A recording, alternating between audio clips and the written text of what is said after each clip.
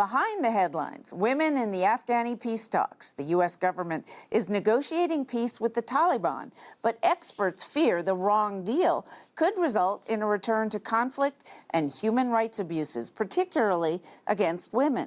I spoke with Congresswoman Lois Frankel, who has written a letter to the Secretary of State urging more participation for women at the negotiation table.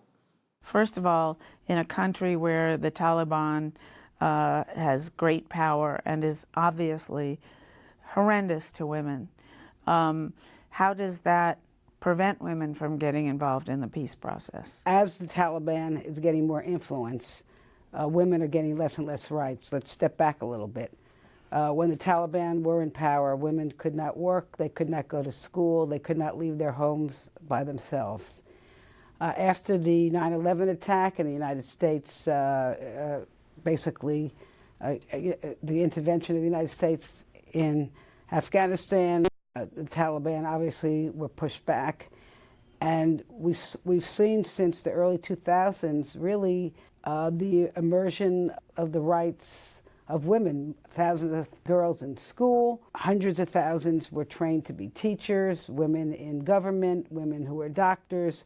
So we've seen, there's a lot more work to be done, but we have definitely seen substantial gains for women, which are all is threat to be just immediately eradicated if the Taliban take over and they do what they did before. Representative Lois Frankel, a Democrat from Florida, is working with fellow Congresswoman Susan Brooks, an Indiana Republican, pushing to include more women in peace talks in Afghanistan. They wrote a letter to Secretary of State Mike Pompeo advising him on the matter. More than 75 members of Congress signed on as well. Do you have any great hope that even with women that a peace can be brought about that will be viable for a long time? If it is a goal of the United States to have an agreement with the Taliban, and a lasting agreement, there is a growing body of research that says when women are at the table, agreements are most likely to be successful and successful for a longer period of time. And I know many people will share this sentiment that I have, which is when women are healthy, when they are educated, when they are allowed to have economic opportunity, you're looking at a country that will be more peaceful and more prosperous. Afghani women's rights organizations have warned that the wrong peace deal could mean a return to chaos, particularly for women. When women are at the table, at the negotiating table, any agreement you have is I think it's 65% more likely to be successful and 35% more likely to last more than 5 years. So let's start with that. And it is now the law in this, we passed this in a bipartisan effort recently.